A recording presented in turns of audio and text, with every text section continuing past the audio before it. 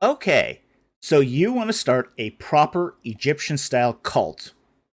Today, we will calculate the costs of reviving a proper Egyptian religion that would please the gods of Egypt on this episode of Ancient Egypt and the Bible.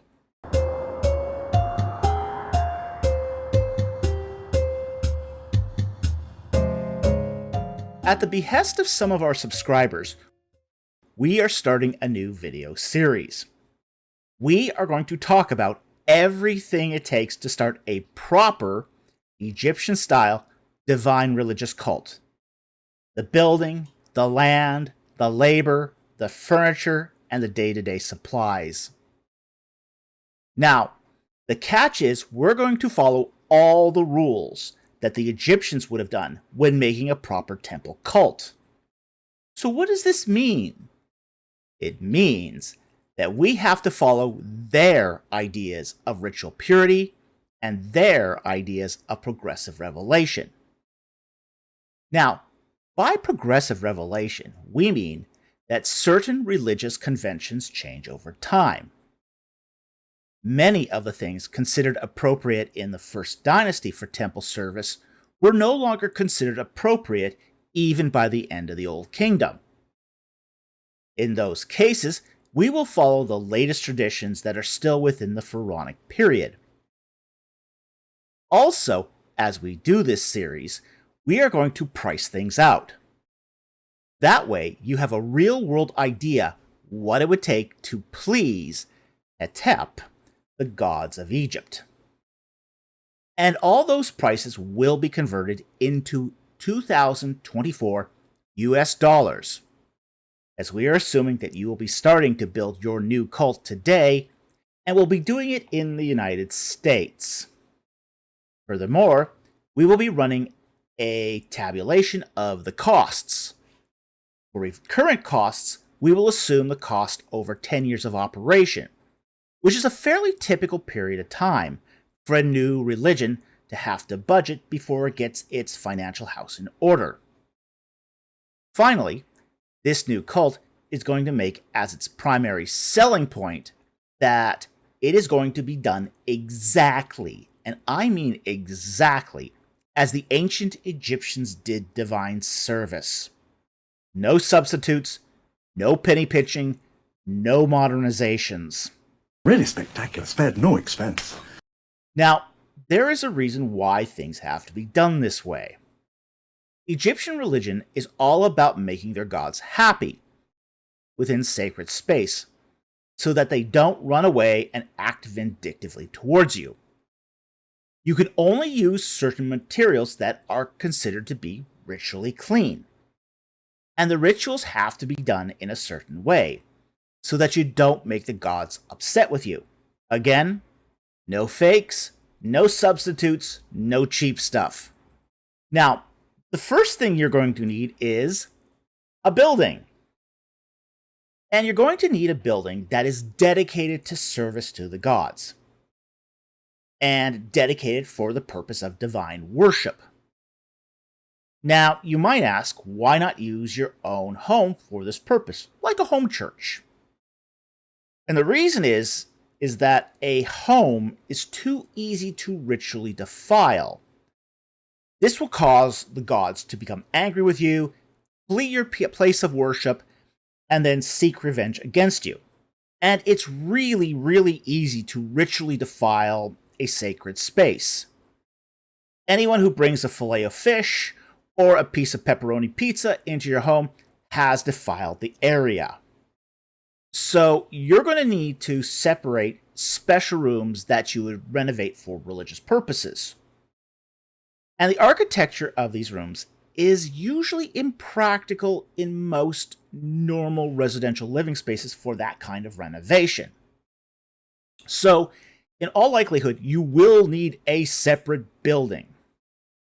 And as we progress, we'll spell out why an Egyptian cult will not work well in a residential building. Okay, let's start with the land. Now, in Egyptian myth, all temples are founded on a hill called a primordial mound. This is a type of hill that the temple will be built upon. Now, sometimes you could make an artificial hill, but more often than not in practice, the Egyptians didn't always build on a hill. And sometimes they even built their temples on low ground. For example, the Temple of Mut was built on low ground. So building on a hill isn't necessary, but it's a nice to have if you can afford it. You will also need about an acre of land, about 43,560 square feet. Half of this will be used for the temple itself, about 20,000 square feet. But you will also need areas for other buildings that are associated with the temple but are not permitted to be inside the temple itself. For example, the bakery and the slaughterhouse. Yes, you heard that right. Your temple grounds are going to need a slaughterhouse. Now, the price of land will vary dramatically depending upon its location. But we are going to assume that you will set up on the outskirts of a major city, as you'll need to attract new followers. And isolated locations tend to diminish those prospects. The average price of an acre of land near a populated area will be around $500,000. Next, you'll need a way to separate your land from your neighbor's land. This is going to be called a temenos wall. Now, a temenos wall marks the boundary of the precinct of your temple. It also serves the practical purpose of keeping undesired people off the property and marks the limits of the temple's sacred space.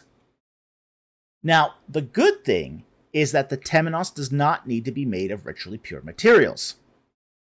For example, the Egyptians used mud brick for this purpose. So, you could use industrial chain link fencing for this purpose. The cost of a 6-foot chain link fence is about $10 to $20 per linear foot. So, the cost of the temenos, your chain link fence, will be about $22,000. Okay, now for the temple itself. And this is where things start getting really expensive. The temple has to have the following areas: an outer court, a columned hall, an inner court, and an inner shrine. Inside the inner court is a separate stone shrine within the shrine called the Great Seat. Okay, so think of it this way: it's kind of like a Matryoshka doll, where you have a doll inside of a doll. Well, the Great Seat is kind of like a little temple with a roof and everything inside of your temple. Now, the temple and the Great Seat have to be made of ritually pure materials. And the most common ritual material used in temples is stone. So your temple is going to need to be made primarily of stone, although small amounts of wood is permitted, as well as most metals.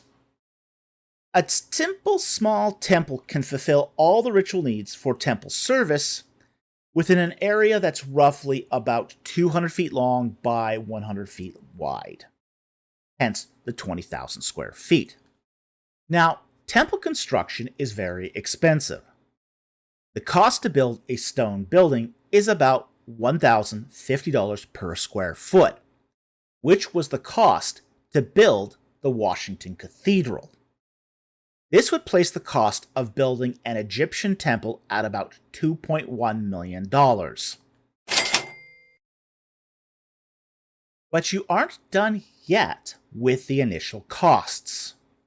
The walls of the building have to be decorated by draftsmen, stone carvers, and painters, whose job it is to create reliefs on the walls of the various ceremonies involved with your temple cult. These reliefs are necessary to provide perpetual ceremonies and offerings to the gods. They portray priests performing rituals and magical incantations.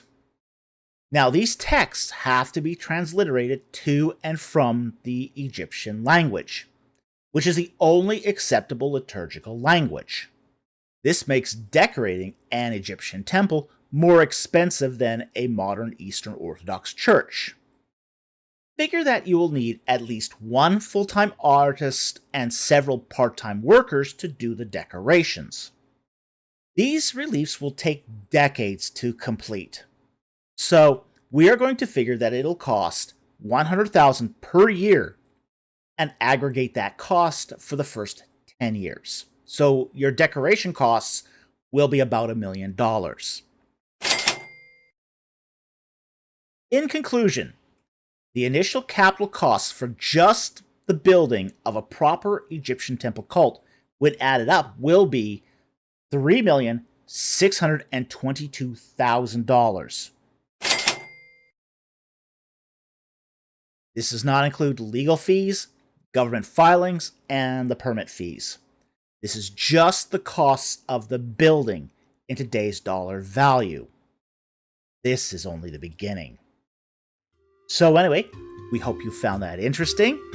Thank you very much for watching, and we will see you next time on Ancient Egypt and the Bible.